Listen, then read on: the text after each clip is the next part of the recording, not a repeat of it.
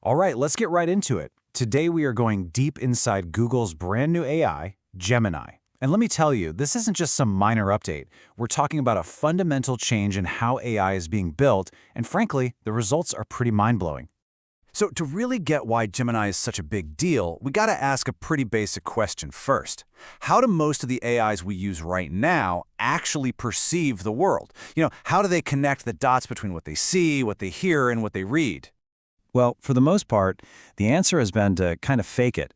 You build separate models, one that's an expert in vision, another for audio, a third for language, and then you basically force them to talk to each other. It's like having a bunch of specialists who've never met trying to work together on a complex problem. It can be a little clunky. And this slide just lays out the difference perfectly. On the left, you've got that old, stitched AI approach. See? Separate models, trained alone, then clumsily glued together. But on the right, that's Gemini. It's a single, unified model that learns about images, sound, and words all at the same time, right from day one. It's a totally different philosophy. This brings us to the secret sauce, the absolute core idea that makes Gemini so powerful. And that idea is native multimodality. So what in the world does natively multimodal actually mean? Well, think of it this way. The AI was built from the ground up to understand the world through different senses all at once. It doesn't learn about what a dog looks like and then later learn the word dog. It learns the sight, the sound, and the concept of dog all together from the very beginning. This lets it understand the connections between things in a much deeper, more natural way.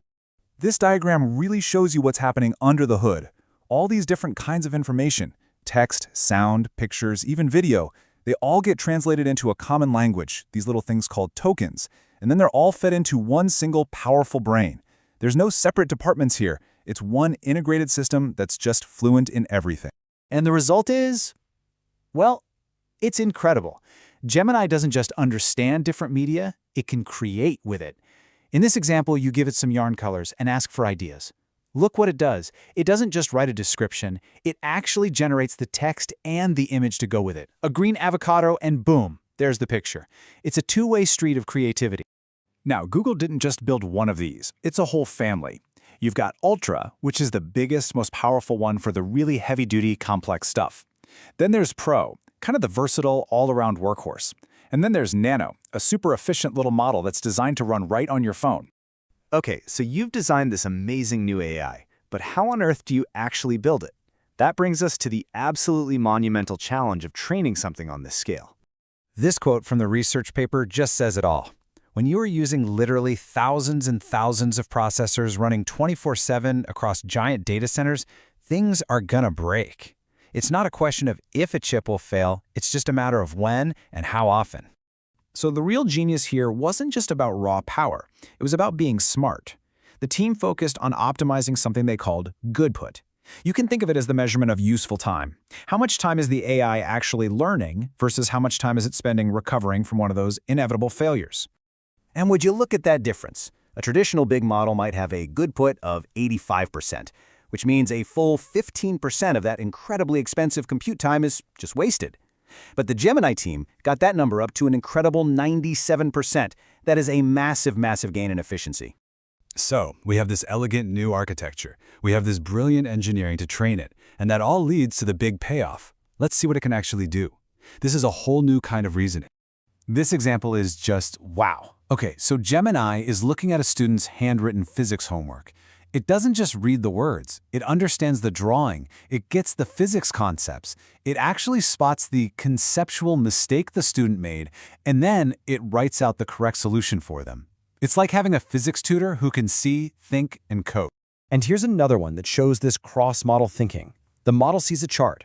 First, its vision kicks in to understand the plots. Then it has to reason like a mathematician to figure out the formulas behind them. And finally, it acts like a programmer to generate the actual code to make a brand new chart. It's this seamless flow from sight to logic to creation. It's amazing. So these demos are seriously impressive. But how does Gemini actually measure up on standardized tests? Let's take a look at the numbers that made everyone sit up and pay attention.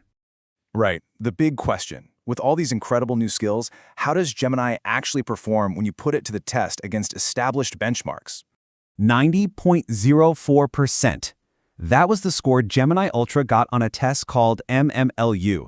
And this isn't some simple quiz. It's a massive exam covering 57 different subjects, everything from law and medicine to history and ethics. And here's why that number matters so much. Let that sink in for a second.